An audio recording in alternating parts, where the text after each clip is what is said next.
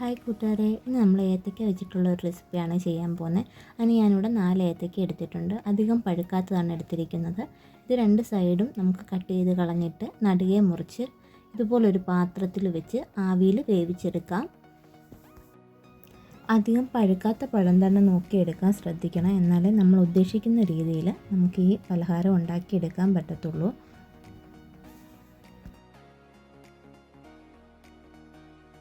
അങ്ങനെ നമ്മുടെ പഴം ഇവിടെ നമ്മൾ പുഴുങ്ങിയെടുത്തിട്ടുണ്ട്. ഇതിൻ്റെ ചൂടാറട്ടെ.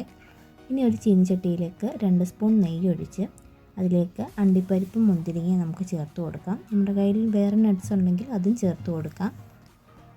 അണ്ടിപ്പരിപ്പും മുന്തിരിയും നല്ലപോലെ വറുത്തെടുത്ത് കഴിഞ്ഞാൽ അതിലേക്ക് അരമുറി തേങ്ങ തിരുമ്മത് ചേർത്ത് കൊടുക്കാം. ഇതെല്ലാം കൂടെ നല്ലപോലെ മിക്സ് ചെയ്ത് കൊടുക്കാം. ഒരുപാട് അതങ്ങ് വറുത്തെടുക്കണ്ട, ഒന്ന് ചെറുതായിട്ടൊന്ന് ചൂടാക്കി എടുത്താൽ മതി.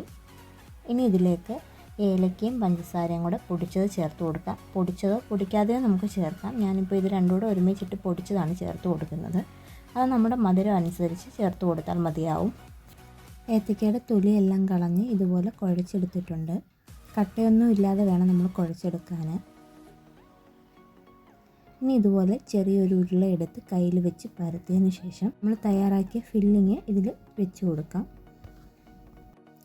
ഇനി ഇത് നമുക്കിഷ്ടമുള്ള ഷേപ്പിൽ നമുക്ക് ഇതുപോലെ ഉരുട്ടിയോ നീളത്തിലോ എങ്ങനെയാണെന്ന് വെച്ചാൽ ഷേപ്പ് ചെയ്തെടുക്കാം. എല്ലാം ഞാനിതുപോലെ റെഡിയാക്കി എടുത്തിട്ടുണ്ട്. ഇനി നമുക്കൊരു ചീനിച്ചട്ടി വെച്ചതിന് ശേഷം വെളിച്ചെണ്ണ ചേർത്ത് കൊടുക്കാം.